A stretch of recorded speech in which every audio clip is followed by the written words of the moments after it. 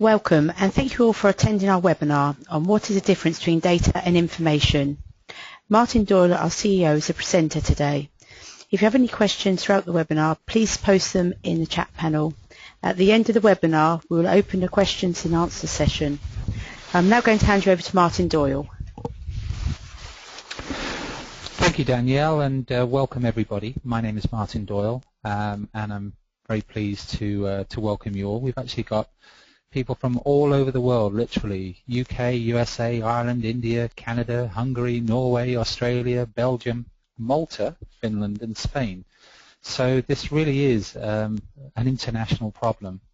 So thanks again. We're going to take about 30 minutes to go through the differences between data and information, try and disambiguate the difference, and clear up the challenge that everybody seems to have. So let's take a look. Let's begin. Thought a good place to start might be this gentleman, W. Edwards Deming, the guru of quality management. And you can see that he says, "In God we trust, all others bring data." Thought that might be a great starting point. So let's look at a few other people that have quoted things in relation to data.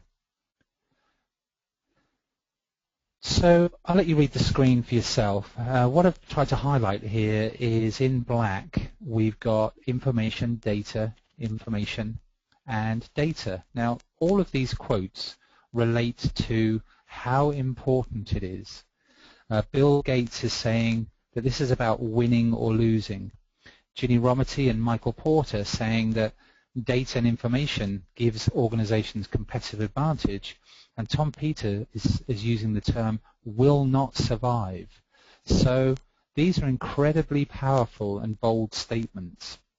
However, I do think it illustrates the common interchangeability of the terms data and information and potentially the confusion here. So again, our goal is to clarify and disambiguate these terms, as in my opinion, they are not the same and should not be confused. So data, where did it come from, or where did the term come from? Well, data is from a singular Latin word, datum, which did originally mean something given, and still does. So something given, the foundation. Its early usage dates back to the 1600s, and over time, data has become the plural of datum.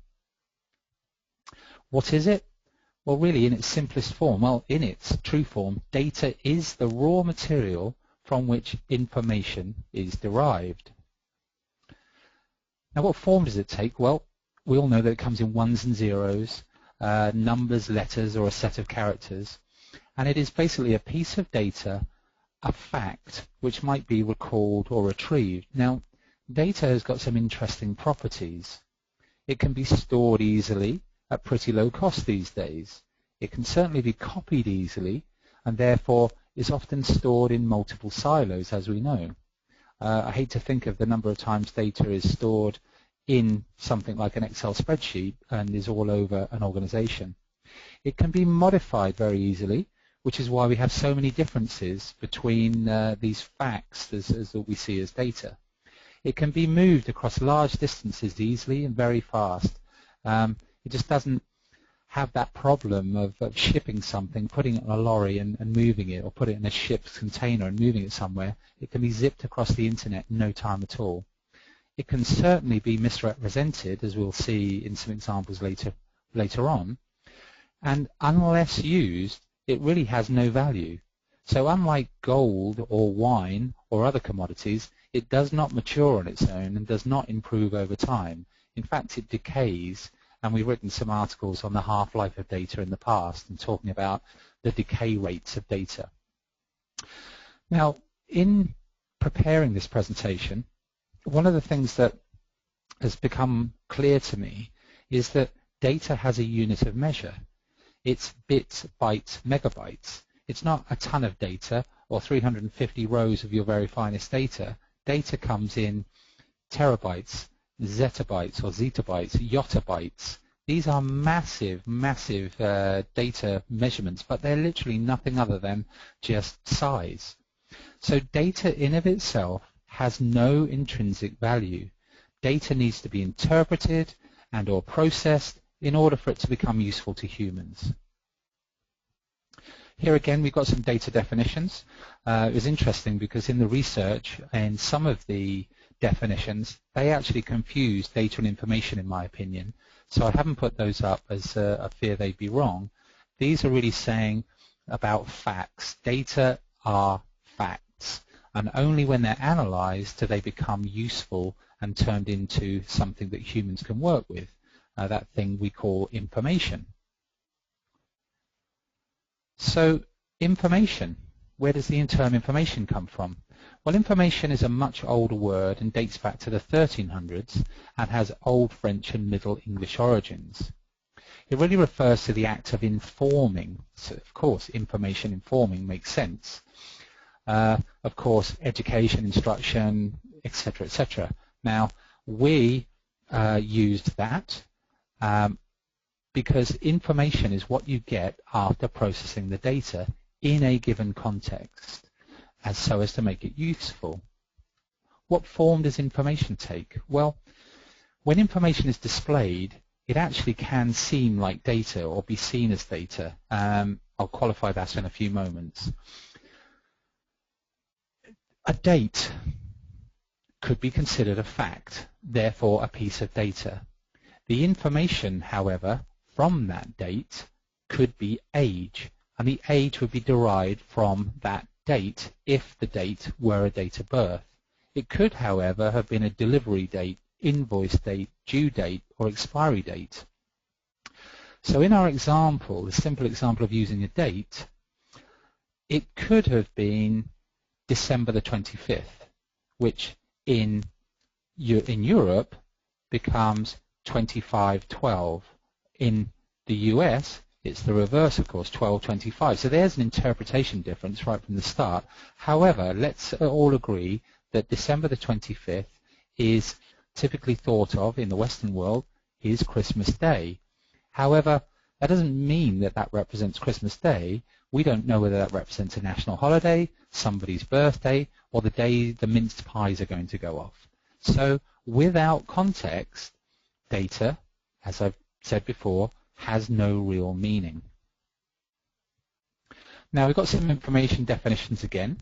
So again, I'll let you read those for yourself. I do think that Danette McGilvray's explanation of information quality is relevant here, where she's saying that you have to have the right set of correct information at the right time in the right place to use for decisions.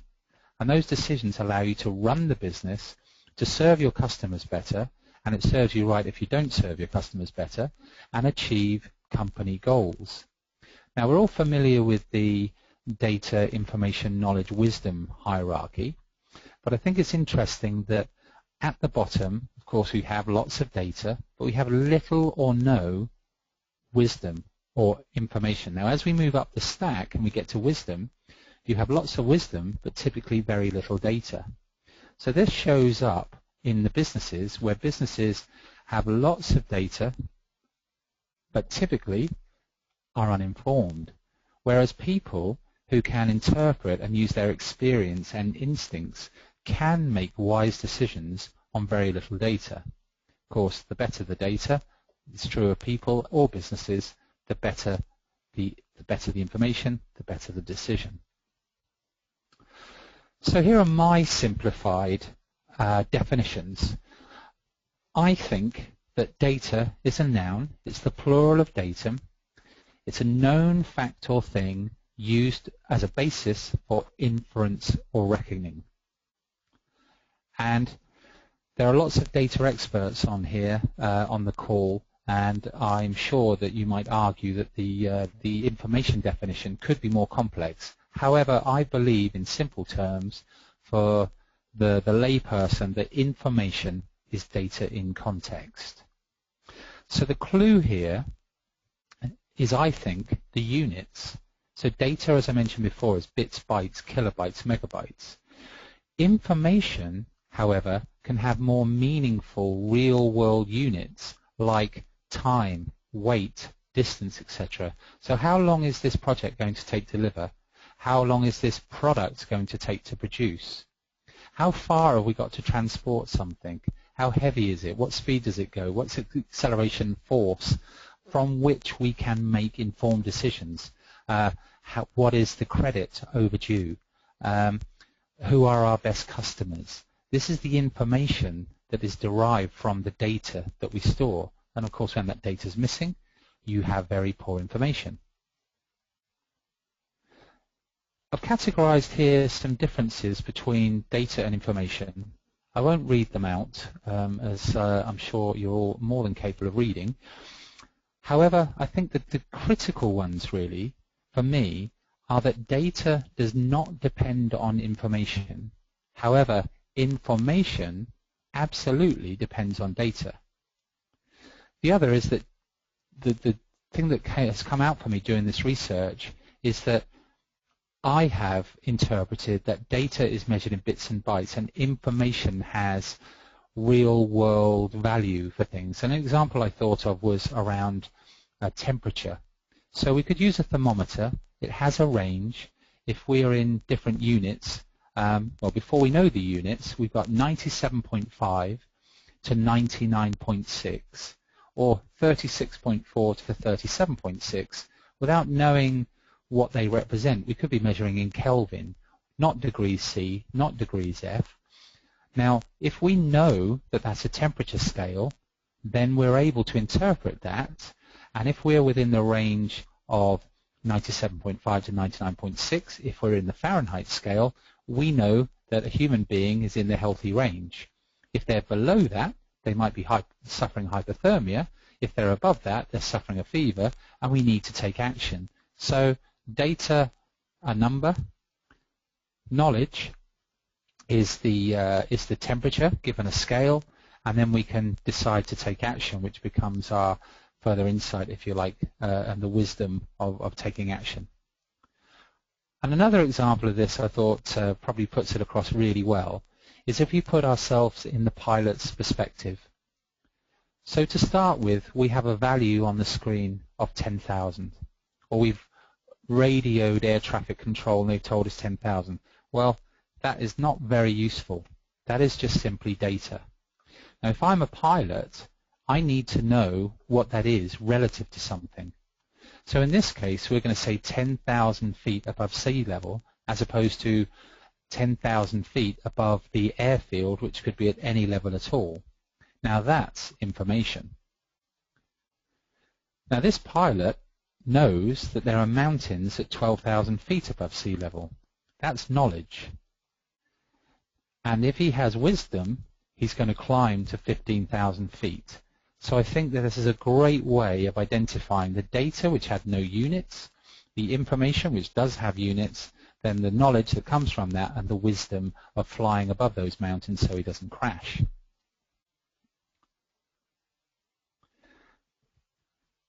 A couple of paradoxes that I thought might be useful here.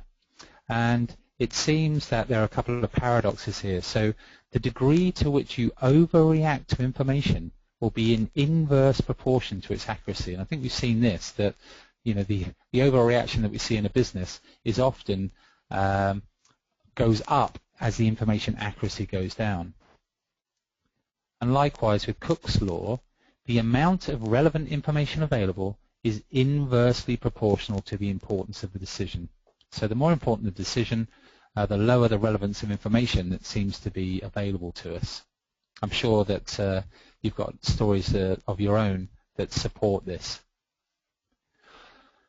Now, here's a man that many of you I'm sure will know, Charles Babbage, the father of the computer.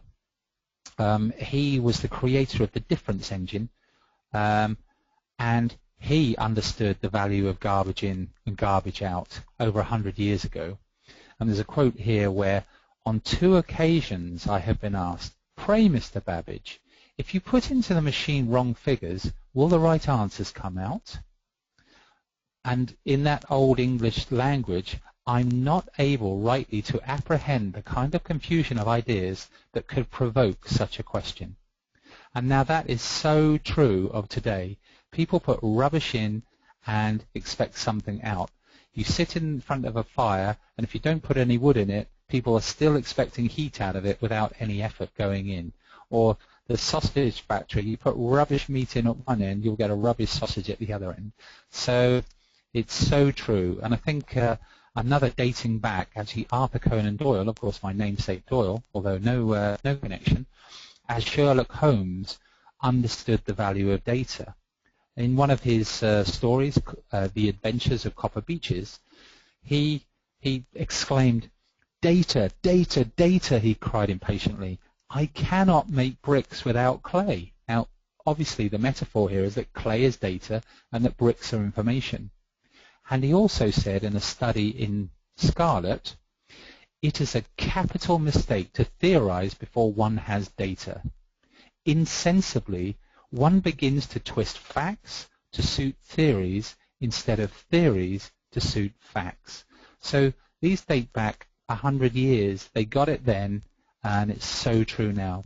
So I'm sure that by now you get the message. Information quality can be no better than the supporting data resource quality. And of course, likewise, the strategy can be no better than the information from which it's derived. So why bother? Well, I think it really is competitive advantage. As the thought leaders at the beginning of the slide have said, this is a differentiator. It makes a difference. And in a recent study on behalf of Sybase by the University of Texas, they found that the median Fortune 1000 businesses, if they increase the usability of their data by just 10%, that would translate into an increase of $2.01 billion. Now that's $2.01 billion to those organizations. And other studies have shown that up to 10% of an organization's revenue is wasted due to poor quality data.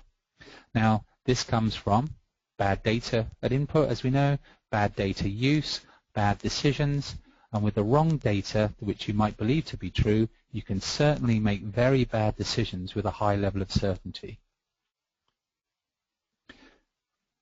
So, information reduces uncertainty and helps make decisions which have economic consequences, because this is what it's all about really. Ultimately, it's the money that's going to fund the business in its growth.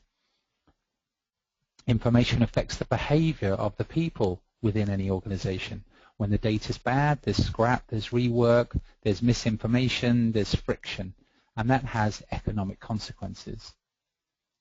And of course, information has its own market value in the sense that a database might have value and can be sold, and there's information in there that people are prepared to buy, or perhaps the rising or falling stocks, the stories that make the difference as to whether you buy or sell your assets.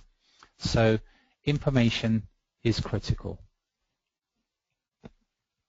Some consequences. I think we probably know this story about the NASA Climate Orbiter that crashed in 1999, where $125 million of technology was crashed into the planet or into the atmosphere and burned up because there was discrepancy in units.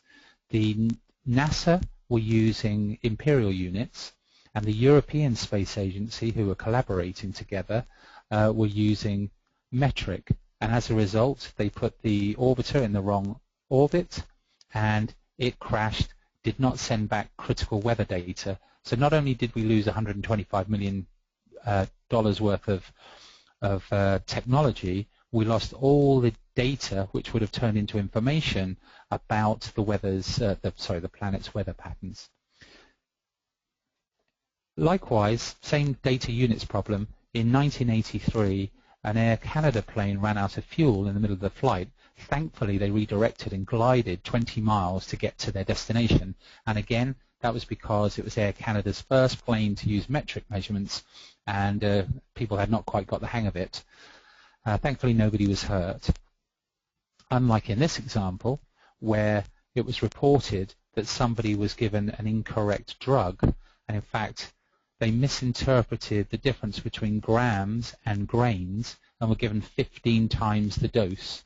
in spite the medical authority, the Institute of Medicine, suggesting that they should use the metric system.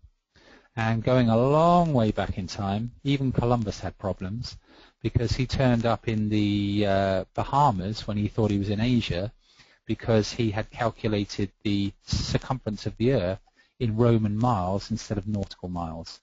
So some old stories and some new stories. So the message is, of course, we all know this, get it right first time, and the bitterness of poor quality remains long after the sweetness of low prices forgotten. There's always a price to pay when you don't do this stuff correctly in the first place. And the best way to avoid correcting bad data is, of course, not to create it in the first place. When you remove the cause, the effect just goes away, that friction and time lost and angst that's going on in the business disappears. And when you're treating the effects, the minor issues definitely become major, but when you treat the root cause, potential major issues become minor.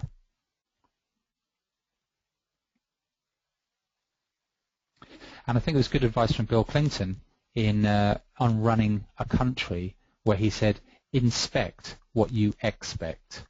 You know, let's not whinge and whine about the things that have gone on. Let's actually inspect what we expect, and therefore you can look at these data problems and solve them at a root cause level. So data is your differentiator. Better data leads to better information, which leads to a better business. I believe firmly that your data quality legacy does not need to be your data quality future. Now, whilst you cannot change the beginning, I believe you can create a new one. You can start now. You can start in a week's time, a month's time. In the businesses, I'm sure you want a restart, and it's better to create a new one, a new beginning, than think you've missed the trick in the past. And because you know better, you do better when you have better data and better information. And as Jim Rohn says, if you really want to do something, you'll find a way. If you don't, you'll find an excuse. So back where we started, what's the difference between data and information?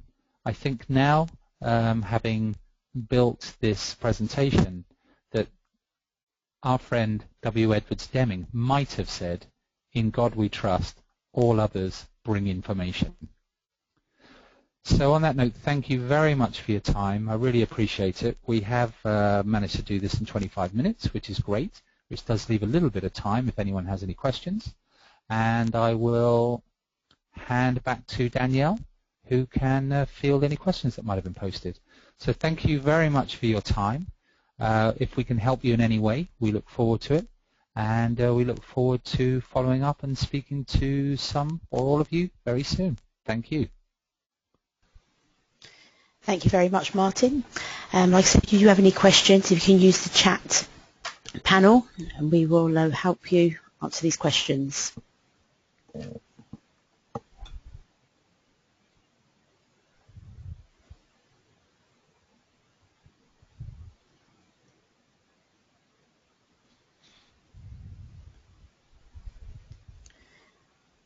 Okay, Martin. Doesn't look like we have many questions. We just give it a couple of more minutes. Yep, that's fine. We have somebody asking, I think, has the presentation been recorded? Yeah, I've already responded to say yes, we're recording this, and we'll send this out to everybody. All right, well, thank you, everybody. It looks like we've covered the points. Obviously, please feel free to speak to us and ask any questions that might have arisen out of this. I hope you've enjoyed this simple approach to understand the difference between data and information. And again, I wish you good luck in the business to put this across in the business, make people aware of it, and turn your data into valuable information, obviously knowledge, wisdom, and insight. Thank you very much.